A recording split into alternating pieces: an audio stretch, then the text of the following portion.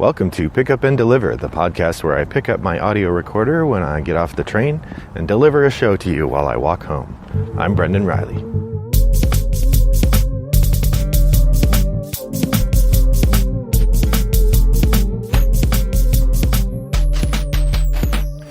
Well, a little peek inside the podcasting barn. I don't know, it's not a barn. This is the third attempt I'm making at this podcast, this particular episode. The first one I recorded on Monday, I believe, of this week. It is now Friday, March 2nd. And the podcast I did on Monday, it was very windy. And I got home and listened to it, and you couldn't hear anything except the wind for big chunks of the podcast. And I figured, yeah, my shtick is that I'm walking while I'm doing the podcast, but it's not necessarily that I'm in a hurricane. So that didn't work. I did a couple other episodes or a couple other recordings later in the week. And yesterday I was going to try to do the podcast while I was walking home for bringing the kids to school, but that didn't work because it was raining, so I had to drive them to and from. So today it's a Friday. I don't have any meetings, so I've been working from home today. Just finished a big project and taking a little break. So I thought I'd take a walk and do a podcast for you. I tried to record this morning on the way home from walking the kids to school, but my phone was almost dead, so I got 2 minutes, and then I did a 18-minute talking to myself without a recording going. So this is attempt number 3 at this topic. I guess you can judge for yourself whether I sound more rehearsed or not, since I've recorded this twice already, and we'll see if it sounds any good. So today, my topic is going to be about collecting. So, like many people on the board game land, I am an avid collector of board games. In preparation for this episode, I looked at my Board Game Geek collection and found that I had 264 games. That was before I recorded this the first time. Since then, I picked up one more. I bought Argent the Consortium. I had been eyeing it already at my local game shop, which had it on the clearance shelf for 30% off. It was a good deal. But I couldn't quite pull the trigger. And then those darn jovial people at Blue Peg, Pink Peg, a podcast far more entertaining than this one, had a lovely discussion of it that cemented my interest in the game. And so I wandered over there and picked up the game. So now I have Argent the Consortium. My current plan is to do the taxes this weekend, and hopefully my share of fun money from the tax return will retroactively cover my purchase. Otherwise, I've pre-spent my March game budget on March 1st. So that maybe wasn't the smartest move, but who knows how long that copy of discounted Argent the Consortium would have stayed on the shelf. So now you've heard my particular brand of ludicrous addiction. So why don't we talk about how that works? Like I said, I have 265 games. I would say for people on Board Game Geek, this is a middling to large collection. There are certainly lots of people who don't have 200 games. It's a ridiculous amount of games, frankly. But there are lots of people on Board Game Geek who have way more than that as well. So I say middling in the people who are really into the hobby. As opposed to, for an average person who doesn't play hobby board games, having 20 is probably outrageous. Having 250 is obsessive. So I want to talk a little bit about what do I get out of doing this? I was really thinking about it because I was thinking a little bit about how 256 games is pretty bonkers. So I was thinking, a couple things came to mind. I want to start with an epigraph. I'm an English professor. I organize my world through quotes. There's a Cory Doctorow novel called Someone Comes to Town, Someone Leaves Town. It's pretty good. I recommend it. And in the novel, there's a character who buys a house and spends a while fixing it up, including building tons of bookshelves everywhere, and fills them with books he had in storage. And at one point, a visitor to the home says something like, "Wow, have you read all these books?" And he says, "No. What's the point of having a bookshelf full of books you've already read?" I live by that as well, being an English professor and having a wife who's an English teacher. We have yards and yards of bookshelves. I wouldn't want to count the number of books that we have. We divested ourselves of quite a few when we moved, and we still have way too many. So I think of games in a similar way. In particular, the biggest thing I think that you get out of having a collection like this is what I'd call sort of the opportunity for new experiences. If you think about, physics, you have kinetic energy and you have potential energy. Kinetic energy is, of course, like the physical energy going on in this car that's driving by me right now. If I were to jump out in front of it, it would have to slam on the brakes or impart into me a significant amount of kinetic energy. By contrast, potential energy is the energy of something that could be activated, I guess. So like this parked car I'm walking by has a gas tank full of gasoline, and I guess you would say that the gasoline has potential energy in it.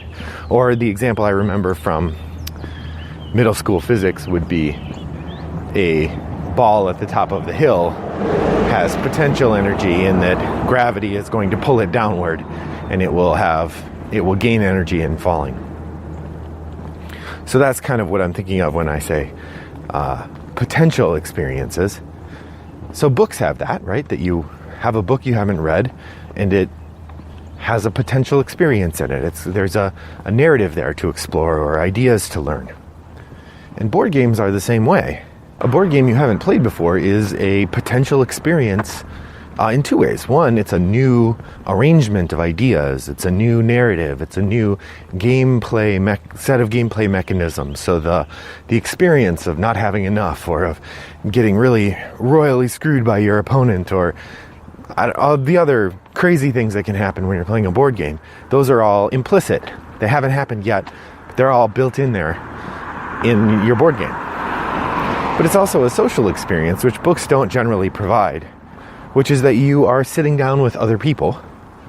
I'm not counting solo games here. We can talk about that another time. But you're sitting down with other people and you are having a delightful time. You're building friendships. You're creating shared memories.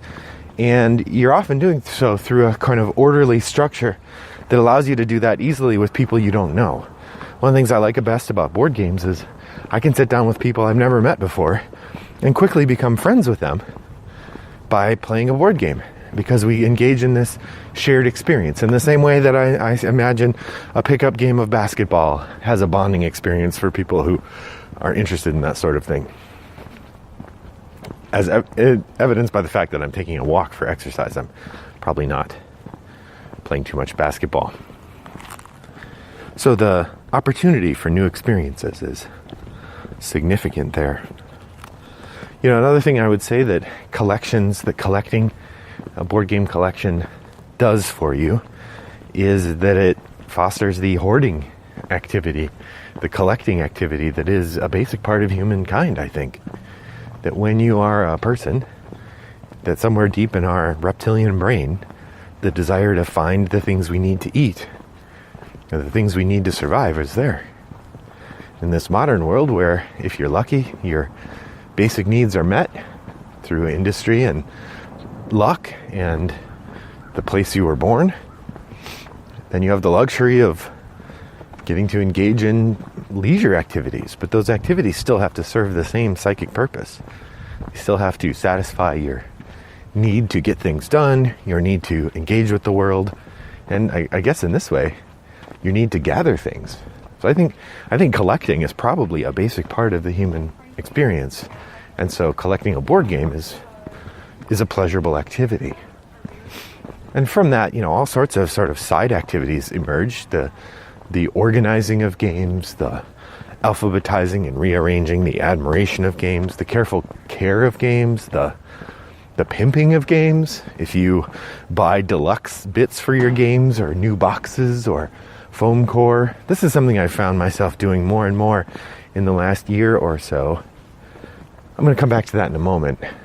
But yeah, so the very act of collecting is mentally satisfying as long as you don't let it get too much, as long as you keep it in control. And I mean, board games, they have, because of this potential experience and because of the social aspect, I think they have a very strong pull among enthusiasts for the experiences we haven't had yet. So you hear about a new game. I hear about Argent the Consortium and how amazing it is. And I hear the theme and it sounds wonderful. And I hear all of the crazy things you can do with your workers. It sounds great. So I go and buy it, even though who knows when I'm going to have time to play it, unless I specifically bump it to the front of the line and then don't play all these other games that I bought already that I haven't played yet. That's the downside of the collector energy. Having been a collector for a while and having, like I said, 264 games. Having as many games as I do leads to a different kind of problem. And that's the problem that all collections eventually face, which is the problem of storage. Speak to anybody whose job it is to manage a large collection, and they will tell you that the main problem they have is not acquiring things, but rather storing them. You know, museum curators, they don't worry about how to get art. They worry about how to display it and what to do with all the art they don't have room to display. People I know who work at libraries, their main issue is we don't have enough room for all the stuff that we want. And this is consistently a problem on board games as well. I see this on Board Game Geek forums, and frankly, we've experienced it in our own home. We moved last year into a home that's lovely but has less storage than our old place did. And the size of my game collection has become an issue to be dealt with. Mostly just that the place where it's reasonable for me to keep games is pretty much full now. I suppose if I were willing to stack boxes 6 deep on top of the game shelf, I probably have room for another 100 games. But frankly, there are already a bunch of games stacked there, and it looks unseemly. And like I said, there's already a mental burden for me in the idea of having more than 250 games, that I've reached some sort of pinnacle or peak. So I find myself shifting from the perspective of collector, person who gathers, toward the role of curator, person who gathers but also expunges and arranges and refines. So I want to talk a little bit here as the podcast rolls towards its end about what it means to be a game curator rather than a game collector. I think there are a couple perspectives that I find there. The first one is that I'm slowing down buying new games. It may not sound like it, if even in the couple weeks we've been talking about this, I talk about all the new games I want or the new games I've gotten, and to an outsider it still feels like I'm going a little bonkers buying new games, but really it has slowed down. And I am feeling the energy or the necessity of slowing down those purchases in a way that was not part of my experience before. In particular, I'm not directly there yet, but I am moving toward a one-in, one-out game policy, by which I mean that when I get a new game, the first thing I do is think about what game I should get rid of to make space for the new game. For instance, after I bought Argent the Consortium, I got home and I was looking at the game shelf and I realized that I have Legends of Andor, and I really enjoyed it the time we tried it. We played it once or twice and I really enjoyed it. But my wife didn't enjoy it that much. And my daughter said she did, but every time I've suggested it, she kind of goes, meh. So I find myself with this lovely game that I never play. On top of that, we have Gloomhaven, which has captured the imagination of the household. And thus, when I do have time to play an adventure game in a fantasy world, I'm going to play Gloomhaven. So I decided that Legends of Andor might better spend its time on someone else's shelf, and I moved it into the sale pile. Now, my philosophy with a sale game is I'd like to get a little bit of money for it. It helps offset the cost of new games. So what I do is I go onto Board Game Geek and I put a game up for sale, and usually I look at kind of the average price of what people are asking for games in similar quality now, and then I put up my price at 20% less. So I think the average is about $25 on Board Game Geek. The lowest price available right now for a used copy was $20. So I put mine at 19. The idea being I'd rather get a little bit less money and sell it than have it sit there taking up room in my sale pile. So one way that I'm moving toward being a curator is I'm trying to more actively get rid of games. Not just get rid of games I don't want anymore, but get rid of games that I might want, but I really need to get rid of for other reasons. So that's a big part of what I'm doing now. The second thing I'm doing as a curator is that I am considering audience and playability in games that I buy. As I consider buying games, I watch all the reviews and I listen to all the podcasts and I hear about all these great games and I consider buying them. I'm thinking a lot more about what are the odds that I'm going to get to play that very often? Who's going to play it with me?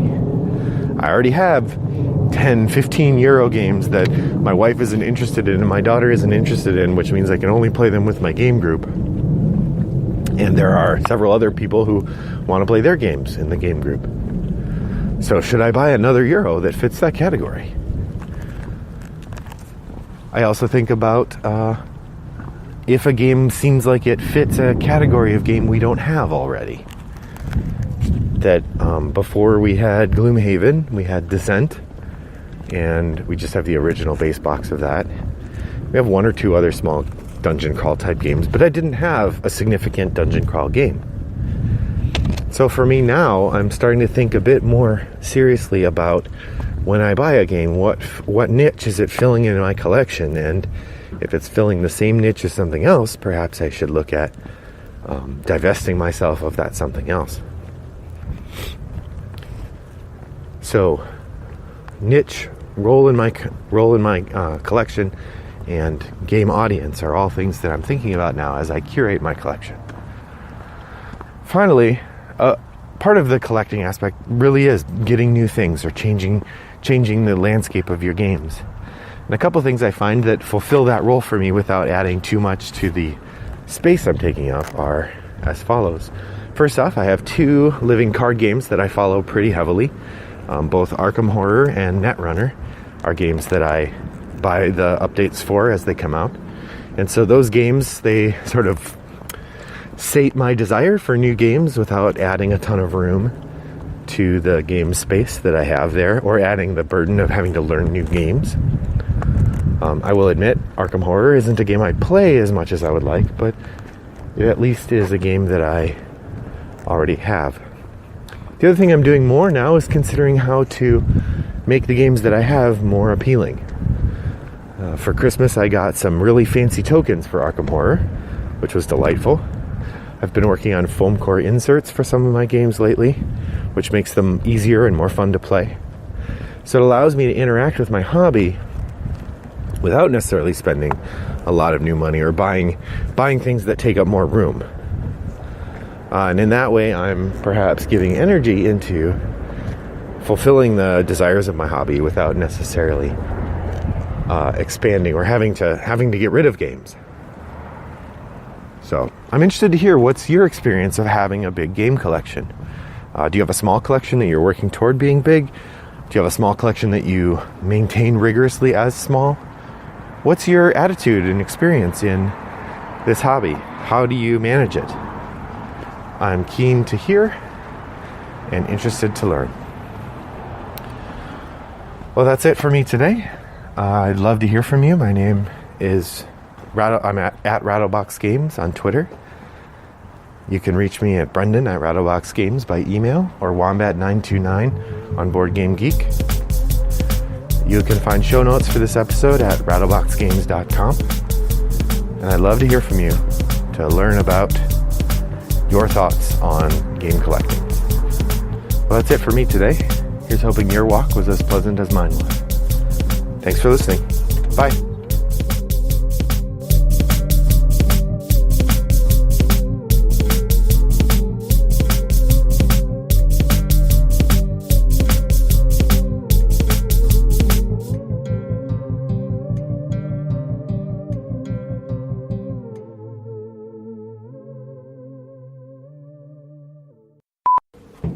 A board game you haven't played before is